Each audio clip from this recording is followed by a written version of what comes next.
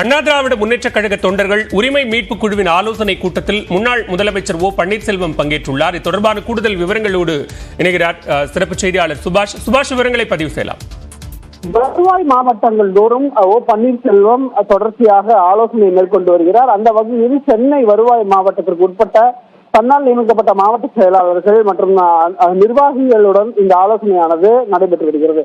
நாடாளுமன்ற தேர்தலை எவ்வாறாக எதிர்கொள்வது, களப்பணிகளை எவ்வாறாக முன்னெடுப்பது, தற்போது தங்களிடம் இரட்டை இலை இல்லை, அதே போல அதிமுகவின் பெயர் இல்லை, அப்படி இருக்கும் சூழ்நிலையிலேயே அதிமுக தொண்டர்கள் உரிமை மீட்பு குழு என்ற ஒரு அமைப்பை உருவாக்கி அதன் கீழே இவர்கள் செயல்பட தொடங்கி இருக்கிறார்கள்.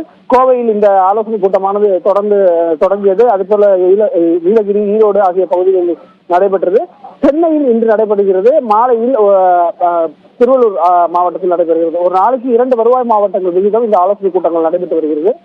முழுக்க நாடாளுமன்ற தேர்தலில் எப்படி தங்கள் அணி செயல்படுவது என்பதை தொடர்பாக இந்த ஆலோசனையில் ஓ பன்னீர்செல்வம் மாவட்டம் தோறும் தனது ஆதரவாளர்கள், நிர்வாகிகளுக்கு ஆலோசனையும் அவர்களை தேற்றும் வகையில் பல்வேறு விஷயங்களும் பேசி வருகிறார். நன்றி சுபாஷ், விரிவான விவரங்களை பதிவு செய்தமைக்கு.